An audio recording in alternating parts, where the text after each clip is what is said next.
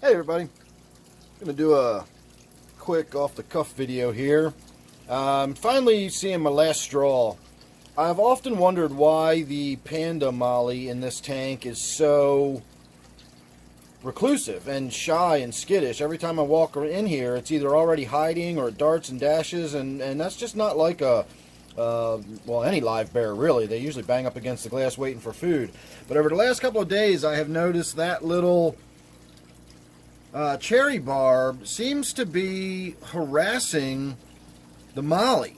And I just saw it again. I was walking past the other room and I saw this little flash of red, and I looked over, and sure enough, that's exactly what it was doing. It was chasing that little panda molly around. I say little, it's actually a really big panda molly.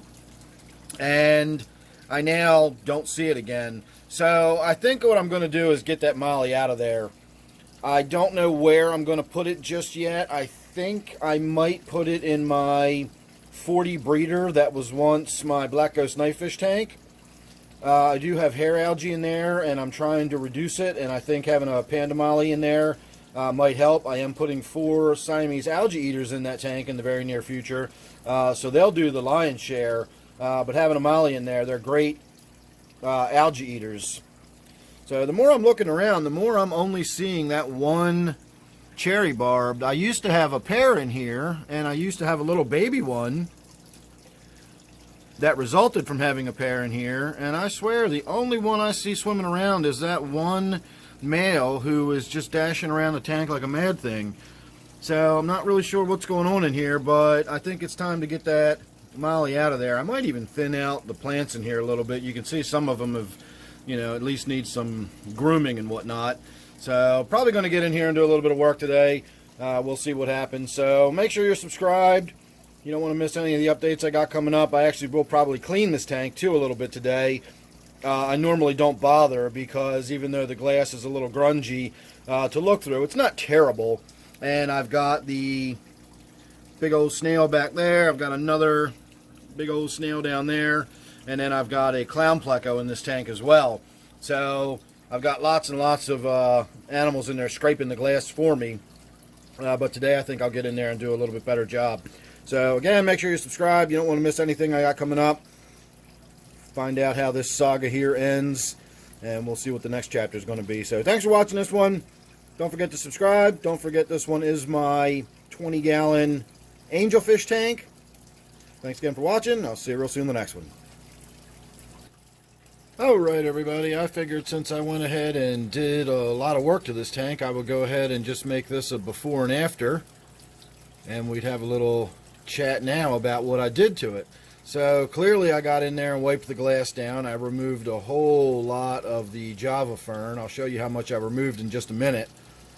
I rearranged the woodwork a little bit just to make it look a little more visually appealing. And when I got in there, I noticed that I was pretty much down to no fish in the tank. I had the cherry barbs. I do have the male, the female, and the little baby are still in there. That's actually the little baby you can see there. The male's the bright red one on the left, and the baby is the small one right there. And I don't know where the female is. There she is. So I also decided that I was going to get a little something different. I didn't want to go back over to the PetSmart and get more skirt tetras or neons or something. There's a reason I run over to PetSmart. It's close, it's convenient, and it's not really expensive. But at times I want to mix it up a little bit. So this time I actually went to the Petco, which I don't normally go to, and they usually carry a few little other different fish than the PetSmart. Not necessarily anything terribly exotic, but just different than the PetSmart. And in this case, I've actually been thinking for a while about white cloud mountain minnows. And I had some years ago, and they've just all, gone away eventually. They don't live forever, And so when I was in there, I saw that they actually do have the white cloud mountain minnows, except they've got the gold variant, which I'm not overly keen on. They look a little too much like albinos to me, and I'm not a big fan of the albino look.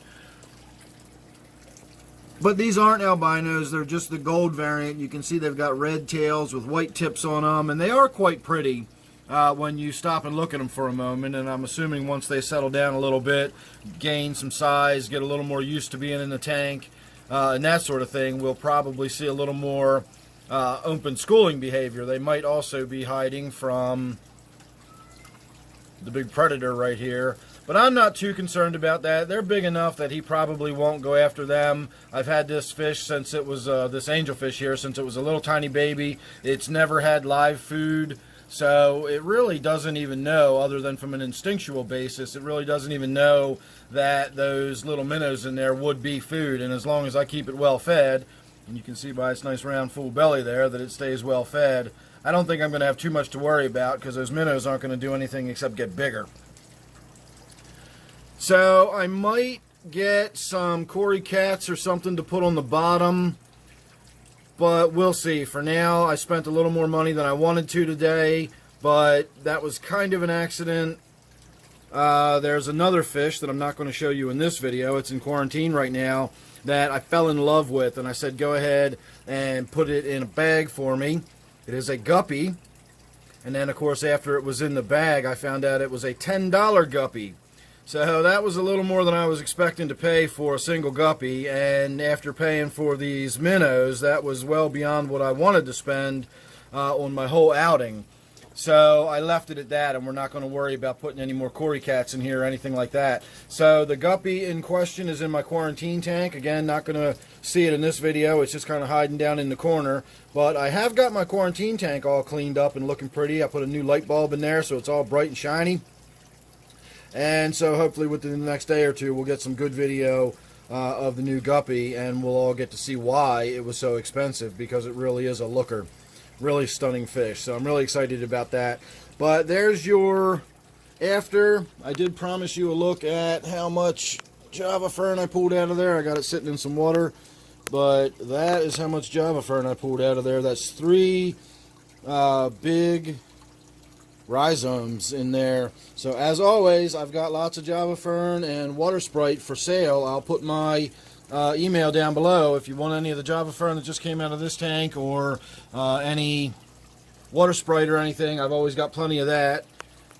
If we look right here, we can see that I've got a lot that needs to come out of here, so I'll be restocking my overflowing tank that I've already got filled up in the other room.